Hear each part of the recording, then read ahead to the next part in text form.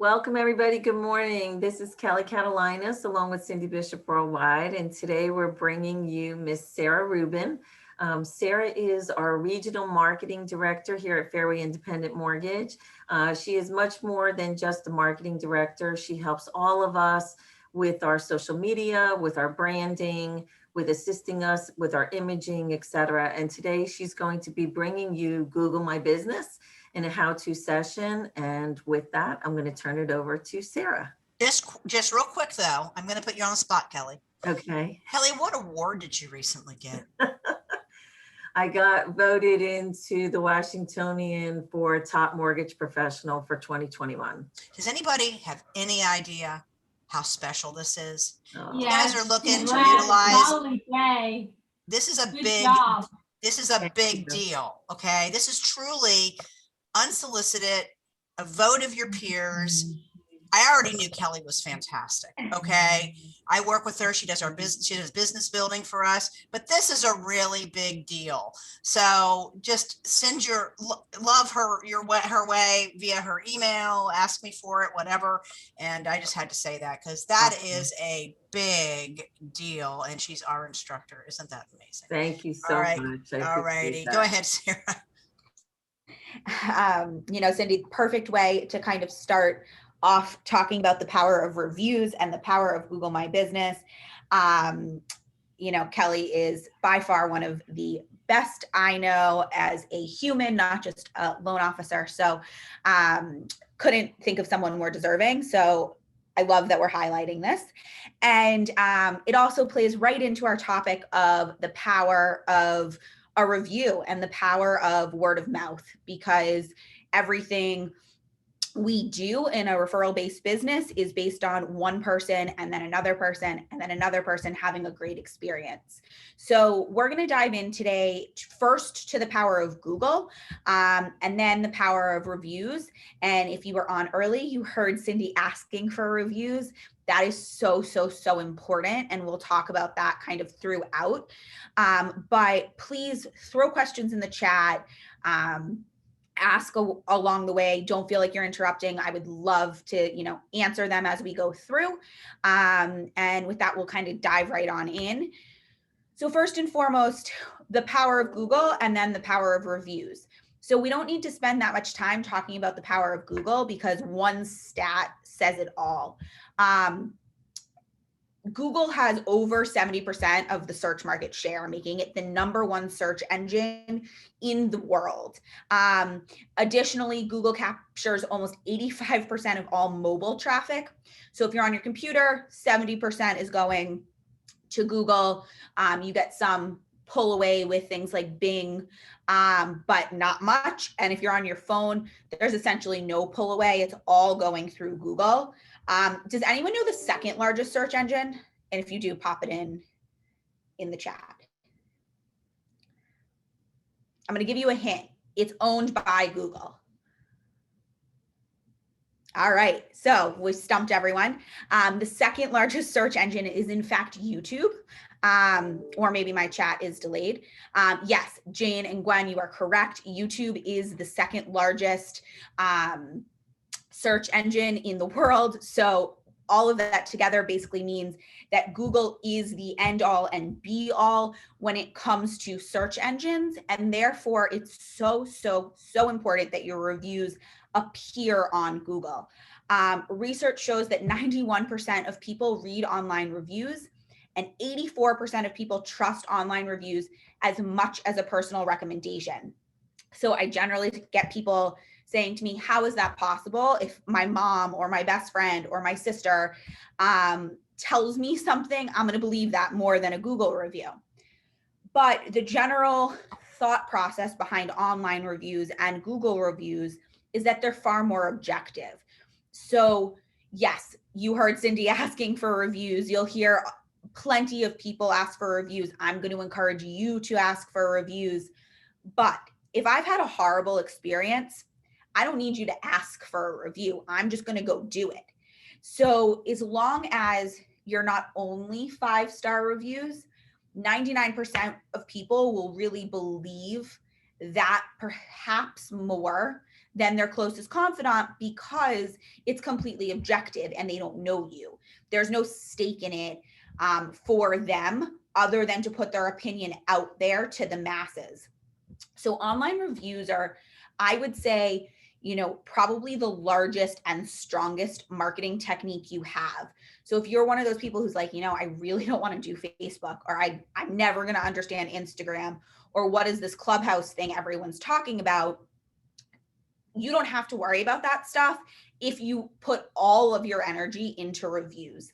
A Google review will go further than about 10 Facebook posts. So really, I would say today's topic is probably one of the most important that we'll cover in any kind of marketing conversation.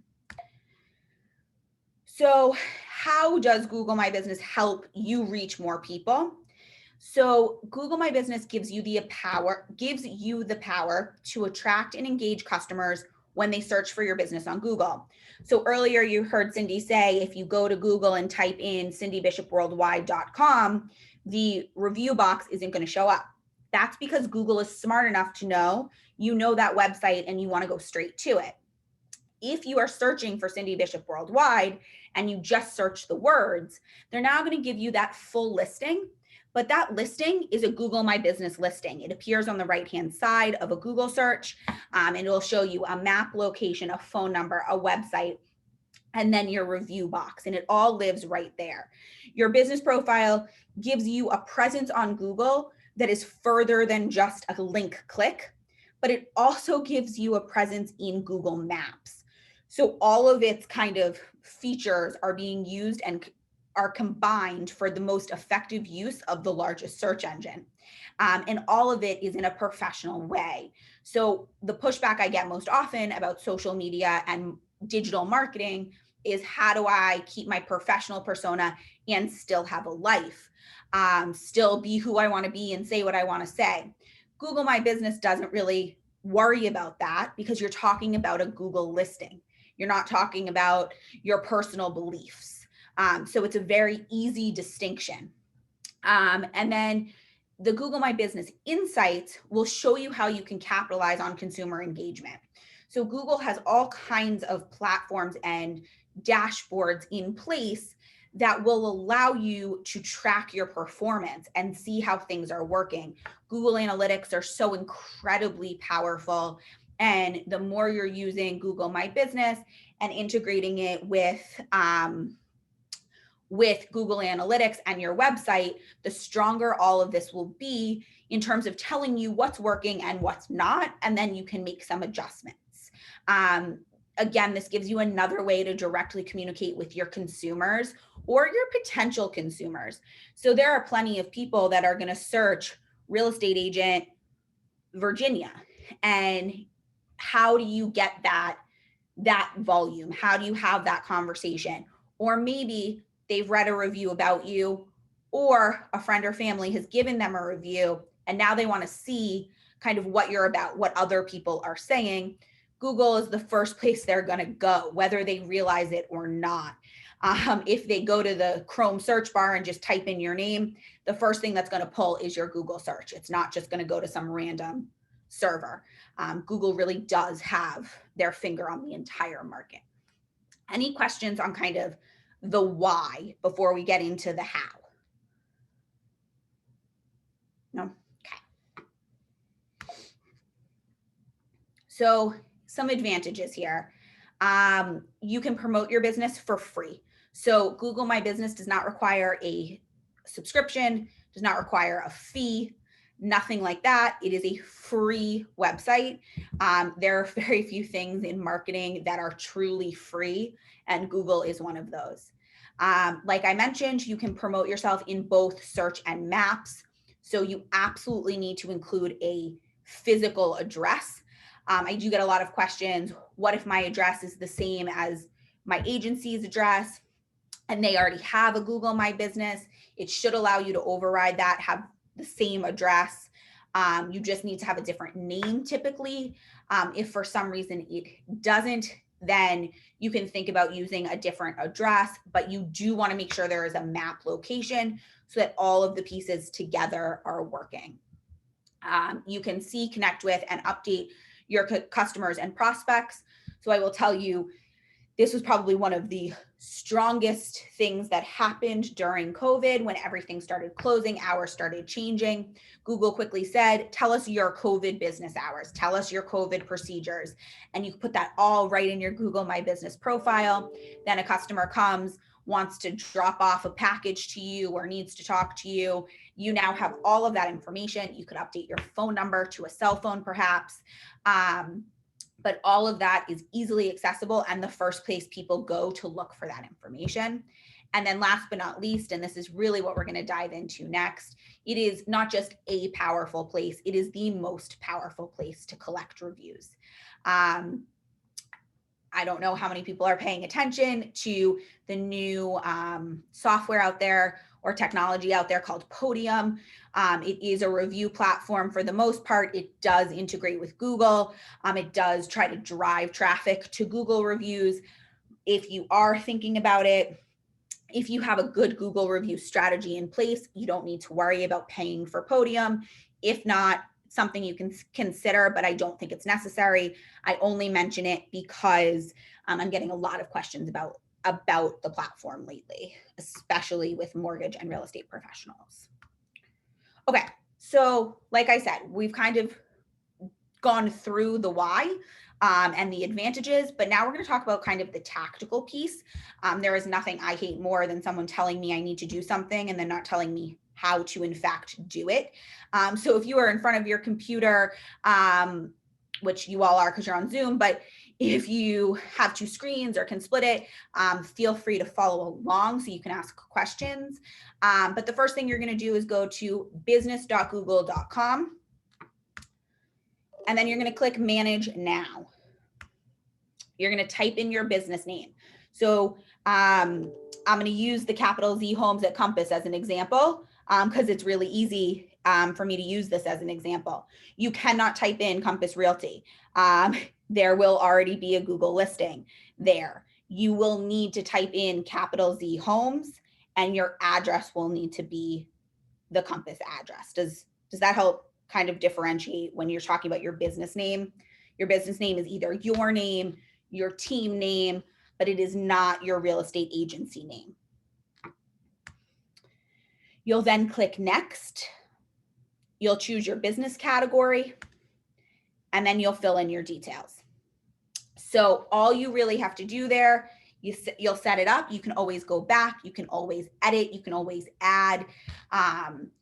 And as you go through it, it will be really intuitive. I think my favorite thing about Google is that it is intuitive. It's easy to use. It's not consistently changing. For anyone who was running or thought about running Facebook ads, they are consistently changing how you do them and all of the specs behind them, and it gets really frustrating. Google is not like that. They are a set it and forget it platform. Do they, of course, keep up with the most current technology? Yes, but they are not looking to make this hard on you. They want this to be straightforward, easy, and something you really only ever have to worry about once. All right, I believe there is a question in the chat. Yes, I will go back one slide.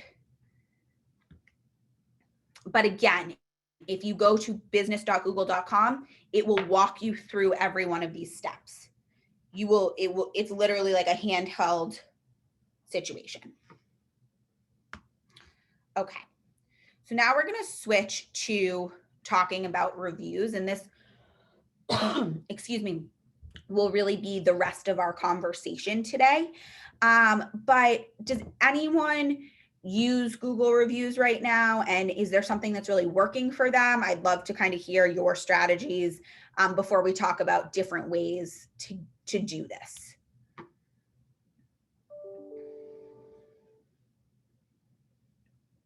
Anyone using Google? Cindy, you just ask for the reviews. How often do you ask for them?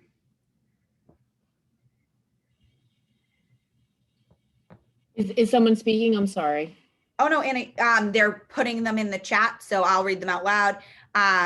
Cindy says she just asks for them and as often as she remembers. So that is what I would say most people do. And what happens is you forget. And as you forget anything, right? We all get busy.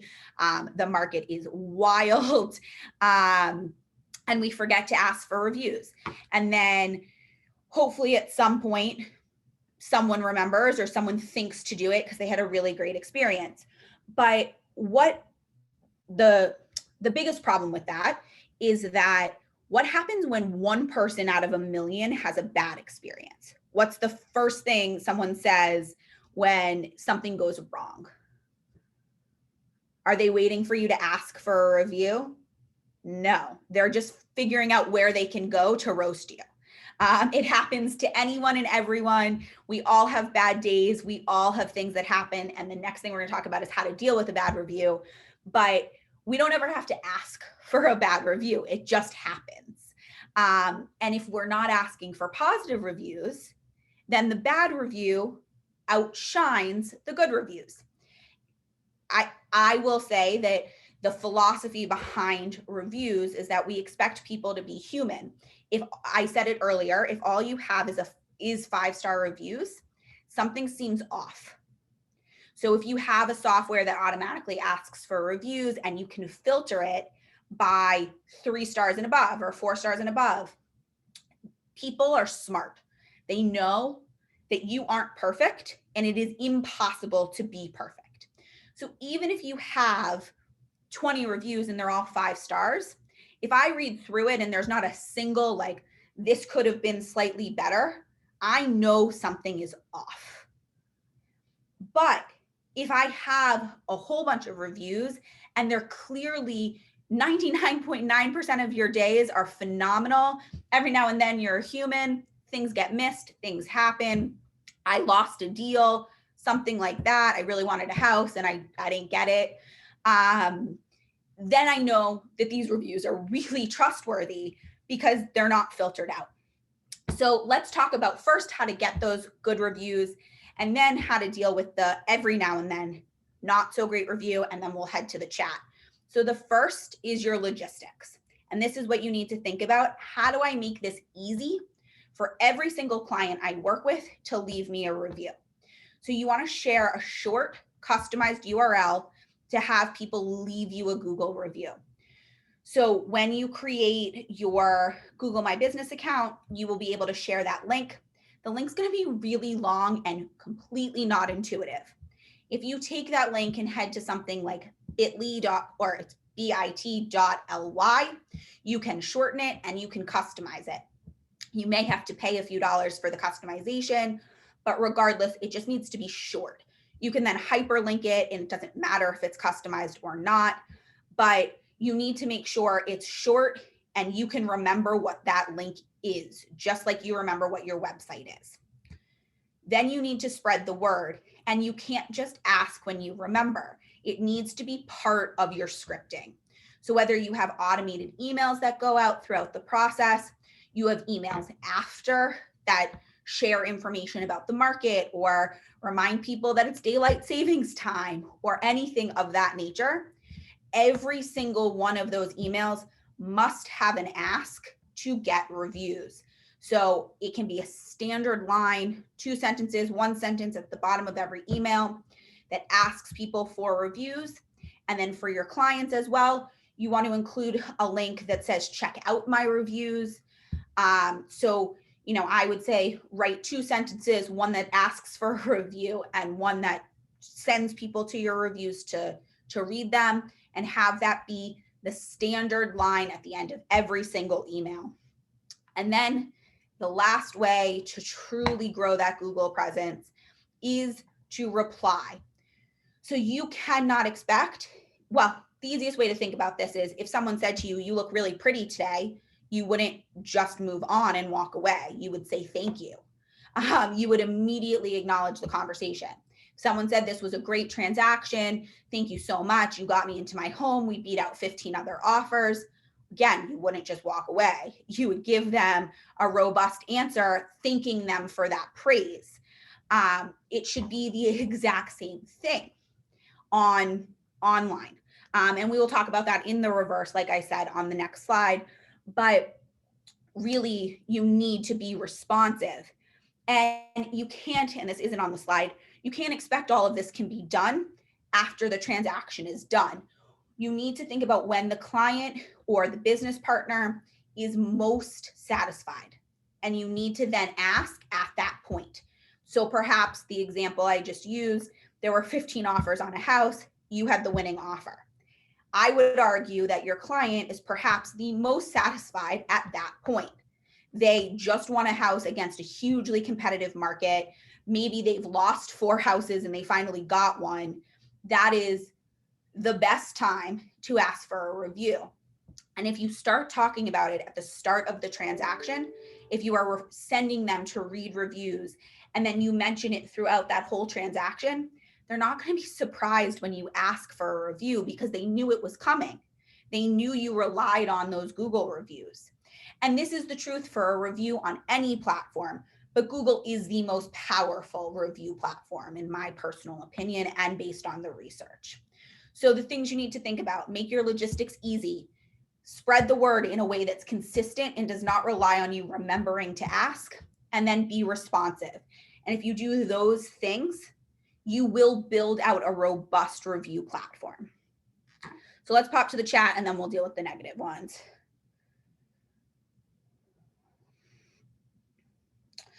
Yes, Susan, absolutely need to thank them, and you need to thank them directly on the review.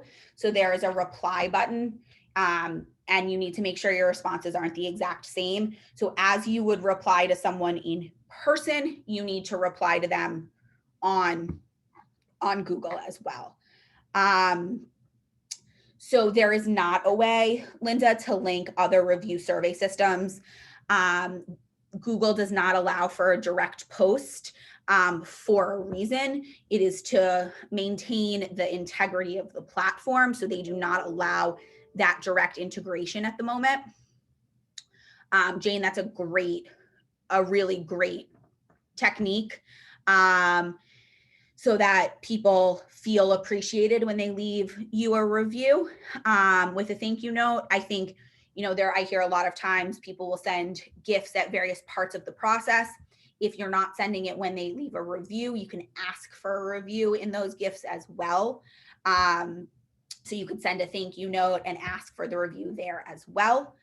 And then, yes, Susan, you absolutely should go back. I would say probably 6 to 8 months, but I wouldn't worry about going back 6 to 8 years, and then move forward. Absolutely. Okay, so now let's talk about that negative review piece. And I'm going to first say the exact same thing I said for positive reviews. If someone said to you, "You're really mean," you wouldn't just walk away. You would apologize, say you're sorry that they feel that way, and then you'd end the conversation politely. It will be the exact same thing for a negative review online. So I'm still going to tell you to review.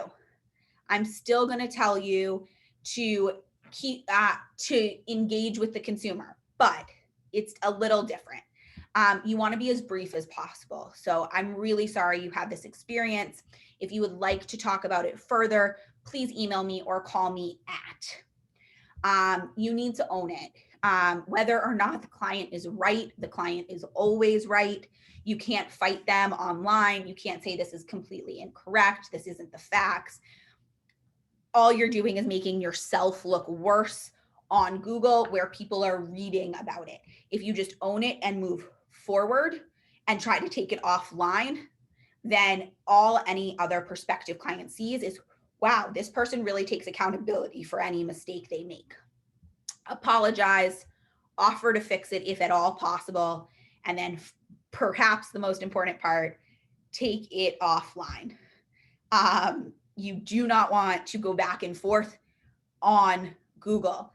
If the client is wrong and you can get them to call you, you can talk about why they're wrong. But if you fight them online, it's not going to go well. So the minute you take it offline, it'll work in your favor. If, let's say, you apologize and you own it and do all of these things and it's really brief and they come back at you, that's when you can ignore them. Then there's no point here. We're not going to make any real progress. you've already apologized, and then you're going to move forward. And anyone who's reading it realizes people are human, people make mistakes. You already apologized. What else can they expect from you? So that would be the do's. The don'ts: don't ignore it. Don't write a lengthy excuse. Don't deny it or be defensive. Don't threaten to sue. That is the one I see most often. And it is just a bad idea. Don't start hounding people for fake reviews. Don't have your significant other or your kids or your mom hop on and leave you a fake review. It's not going to work. And then perhaps the one everyone wants to do the most: do not delete the review. The worst thing that can happen is you delete it, the disgruntled client comes back and says, I already left this review, but they deleted it. And now you're on a hamster wheel. You can't deny it. And you look like you're padding your reviews. So like I said, everyone has a bad day. Everyone has something go wrong out of their control. A negative review is not going to kill your business, nor is it going to kill your reviews in general, as long as you're ensuring that you are consistent in asking for them. So as long as you put the previous slide to work, then this slide doesn't really matter. So all you really need to think about is, how can I work in a positive review strategy so that if and when the bad day happens, it doesn't impact my business. So really, you want to think about that strategy. Maybe it's sending cookies. Maybe it's sending a handwritten note. Maybe it's just making it part of your email strategy. Maybe it's making it part of your Facebook strategy or your Instagram strategy, all things like that. How you take it offline would be that you say, I'm really sorry this happened. If you'd like to discuss it further, or if there actually is a resolution, and you can say, if I can help you do X, Y, and Z, please call me at, or email me at, and they will hopefully email you or call you, or they just won't respond. But you want to ask them to call or email versus going back and forth on Google. I believe that is our last slide. Does anyone have any other questions?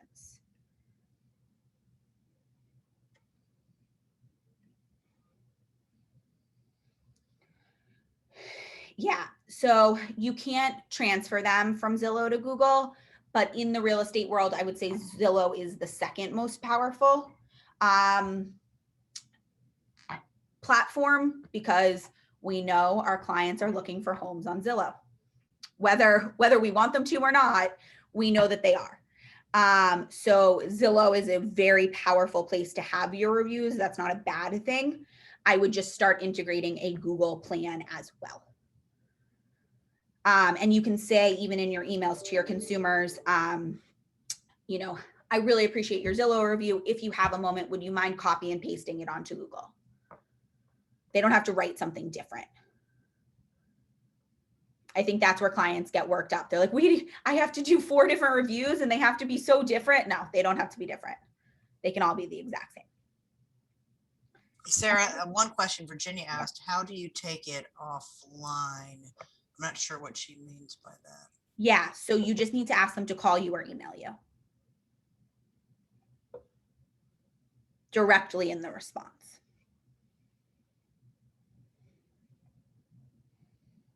Any other questions?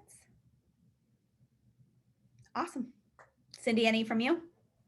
No, other than I think Jane's comments were very interesting. They use Cheryl's cookies to, what do they use Cheryl's cookies for? And they do a little gift to those that leave a review. Very clever. They're on it. So they use our cookies. I remember I had the answer to that. What was it? Hey, Jane, unmute yourself and tell us what that was. Before I hum and Hi. Hey. So what do you guys use the cookies for? So we do birthday cookies, right? So we try really hard to get as much information up front from our clients as possible. It's not always easy to do because there's a lot of stuff going on. And so between either the buyer's agent, the listing agent, myself, or our TC, we're all trying to get as much information as possible so that whenever we send out different correspondence, we personalize it as much as possible, right? We just don't want them to feel like a number because they're not a number to us. So we use Cheryl's Cookies for our birthday. We call it like a birthday club. And so my understanding is $5, which includes shipping for one cookie being sent to, you know, whatever client. And then I think we basically do the same thing for the thank you for your referrals, right? Except it's just slightly different language. Yep. So we have standard language for things. We try to systematize as much as possible so we don't have to think about it. It's just, you know, click and send, click and send. That's Yeah, really and I will cool. say there are a few companies that will do that. I don't know Cheryl's Cookies specifically. I've worked with a company in Austin, Texas that will do a partnership, and they'll customize them with like your logos. They're definitely a little bit pricier. They're great. I know Georgetown Cupcake also will do a program, again, a little bit pricier. But you can just send like a list and they'll take care of the whole thing for you, which if you don't have a transaction coordinator is super, super helpful.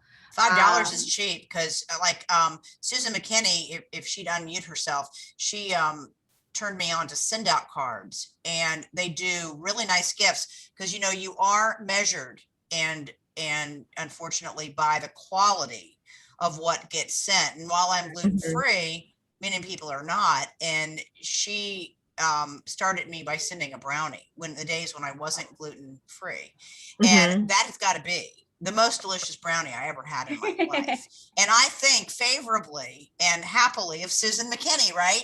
So I think that is something to be said, you know, and they're very efficient. And then they do, and like she says in her feed here, she says she sends out cards with it, and their cards, you can actually write your messages and your message gets imprinted in your handwriting. So I used them for a while, and I thought that it was a real quality service. If you have any more questions, reach out to Susan McKinney about that, because she's really an expert on that particular service. The other service I really like on that same note is Sugar Wish. You can, it's an online platform. They'll send an email to your client that says, you know, Kelly Catalina sent you a Sugar Wish. You can choose from popcorn, cookies, or candy on your end, and then the client chooses which of what they want. So I'm a Sour Patch Kid freak. I could choose Sour Patch Kids all day, every day. Love it. And you don't have to worry then about customizing it. Jane, we do something very similar with I do something very similar with our loan officers. When they onboard, I get a whole sheet of their information, their favorite food, their favorite music, their favorite sports team, their favorite charity. And then when things come up, we can customize, but it definitely, that makes it harder. It makes it less automated. And for me, that's fine because my clients are my loan officers. But for people who are doing transaction on transaction, that's much harder. It's very hard. Yeah. And so that's where we're constantly coming up against, right? Like we want to be efficient. For us, it's all about efficiency, being able to do the stuff that we need to do so that we can have that work-life balance, right? Because at some point you got to step away from the job, right? We have families and interests and whatever else. Really? We have lives? So it is. Woo! I know. I'll get to mind blowing. Yeah. So it is a little hard, you know, because you want to do all these things, and our tagline is we do more, and we do more, but at the same time, like we also need to be able to be sane for ourselves. To be human. So yeah, Bonnie asked if there was any company that automates this, but you know, so there is. Yeah, there is. But the other thing is we have to keep our personal touch in there, because you know, if all we're doing is sending out automated everything, don't think they don't notice. There's Bonnie, no personal touch. It's like a robot, you know, but there must be. So what do you know of anybody know of any services that automate this kind of stuff? So Bonnie, I think you're asking about automating me asking for the reviews process. Is that correct? Yeah, I think, yeah. Okay. So yeah, many companies will sign up for services like that as a whole. So the brokerage or the company in general. The one that I am most familiar with is Social Survey, but Google is not a direct posting integration. So Facebook it will say posted by Social Survey. LinkedIn is, but it does not appear in your reviews section. It comes up as a post and it says posted by Social Survey. Same thing with Twitter, and I believe Instagram as well. Although Instagram changes their back-end technology all the time, so there's a chance it doesn't do that anymore. It will then give you a link that says post to Google, post to Zillow, post to Yelp, any of those that do not allow third-party integrations. So I would say to you, as an individual, don't worry about the automation piece, automate it into your emails. So make it part of your signature. Make it part of your email campaigns. If you have a transaction coordinator, make it part of their email campaigns. Don't pay for a service if your goal is Google, because it's not going to make it any easier. It's still an extra step for the client. They'll leave the review with the service. It'll auto post out. It looks like an auto posting, so it doesn't go as far. And then they have to go back and go to Google too. So you're far better off to just integrate it into your communications and save some money there too. So do you all use any sort of like software? Like our company, we use Asana, and like Asana is everything. We started like to task management, and our lead agent likes to joke around and say if she weren't already married, she'd be married to Asana. Like it has changed her life completely, and I love it. And so within our tasks, right, within our Asana tasks, our TC has specifically written out, when to ask for reviews. And within that, within the Asana project list, we have hyperlink to our drive where we have all of the templated everything, right? So our for everything that's in Asana that is a task, the corresponding script or whatever you have, attachments, they're all linked in there, right? So that you don't have to go searching, you just go, it's there. And so whenever we're making edits to like a master document, again, we edit it one place and then it shows up everywhere else. So it's very simple. But the thing is, then we will then take those templates and we'll use that as like our framework, and then we can personalize from there. Right. And then again, the way we personalize is we have to get as much information, put it in a contact database, right? And then like, okay, so what's coming up? Let me see what's going on. Okay, oh, here, let me pop this in. So again, it's mostly a cut and paste, but there is some personalization to it. Yeah. Yep. Great. Are we all done? I think so. I think Anybody that wants the video link, which will be rendered later this afternoon, will need to email me. Okay, because I have to have an email thread because all of our material is copywritten. So I have to have an email request, and then you'll get the little message, you'll get it back with the link, and it'll say you can't share it. Okay, so, but you can use it forever with your own personal use until it gets old, and then I might delete it until we do a new one. Yeah, I delete the old when I put in the new, because things change.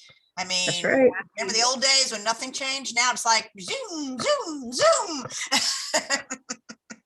I will tell you, I saw yesterday that a CEO of a big financial firm banned Zoom on Fridays. They're doing no Zoom Fridays for all of the group. A Zoom diet. Yep. That's hilarious. My goodness gracious. Well, anyway, today's a rainy day, but every one of you need to get out, enjoy life the rest of the week, somewhere in your day, because it's beautiful. And I've learned in my old age of 60 that it is important to break up your day. You'll find yourself to be more productive. Yep. So that's all I have to say about that. I've learned the hard way. Life is short. All right, guys. Thanks, Sarah. Thanks, Kelly. Bye, everyone. Have a great day. Don't forget that review. I'm going to be looking for it. All right. No threats or anything. Take care. Bye. Bye.